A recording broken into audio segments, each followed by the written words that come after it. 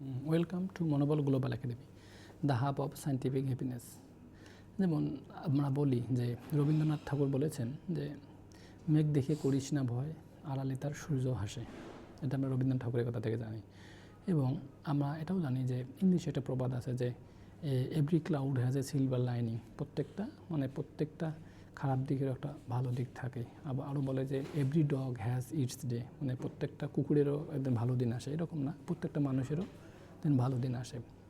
তো এটা নিয়ে একটা ঘটনা, যখন কোনো ব্যর্থতা আমাদের জীবনে আসে তখন আমরা মনে করি এই ব্যর্থতাই বুঝি শেষ, এই ব্যর্থতাই কি আমাদের জীবনে বুঝি সব শেষ করবে, আমি এখান থেকে ভালো হতে পারবো না। এটা পশ্চিমবঙ্গের মুখ্যমন্ত্রী জ্যোতি বসুর কথা।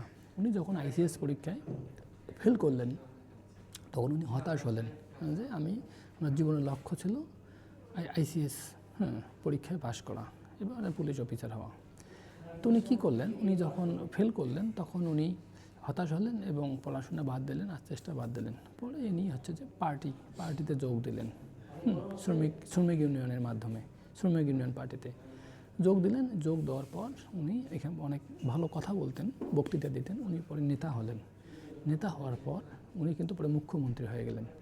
তো দেখেন, উনি আইসিএস পরীক্ষা দিতে যাওয়া ব্যক্তি আইসিএস অফিসার হবেন, সেখানে ব্যর্থ হলেন, পরে উনি কি মুখ্যমন্ত্রী হয়ে গেলেন। এই যে, তো এটা তার জীবনের ঘটনা। কিন্তু আমরা অনেক দেখি যে একটা মানুষের একটা ব্যর্থতা অনেক সময় অনেক সফলতা তৈরি করতে পারে, এবং পৃথিবীতে এই উদাহরণ অনেক আছে। তা আসলে যখন কোনো ব্যর্থ হই আমরা, যখন কোনো আমাদের নেতিবাচকতা আমাদের মধ্যে ভর করে, তখন যেন আমরা ইতিবাচক থাকি এবং সম্ভাব্য জায়গাগুলোর জন্য চেষ্টা করি। কারণ আমি যদি মস্তিষ্কে সাইকোলজিক্যালি আমি যদি ব্যর্থ না হই, রিয়েলিস্টিকলি বাস্তবভাবে আমি ব্যর্থ হলেও কিন্তু অনবরত মস্তিষ্ক আমাদের সফল হওয়ার জন্য বা অন্য কোনোভাবে কোনো কিছু অ্যাচিভ করার জন্য কাজ করবে। তাহলে আমাদের জীবন দর্শন এমন হওয়া উচিত যে আপাত ব্যর্থ হলাম, কিন্তু আমার চেতনা যেন থাকে, আমার সাবকনসিয়াস মাইন্ডে যেন আমার এই ভাবাদশা থাকে যে আমি এটা অর্জন করব। এই চেতনা, এই ইনটিউশন, অন্তর্ধ্যান যদি আমি থাকে এবং অনবরত কাজ করি, তাহলে ওই ব্যক্তিতে যে কোনো ব্যক্তি অর্জন করতে পারে। Psychology, neuro science, genetic engineering এই কথাগুলোই বলে। সবাই অনেক ভালো থাকবেন, সবাইকে অনেক ধন্যবাদ।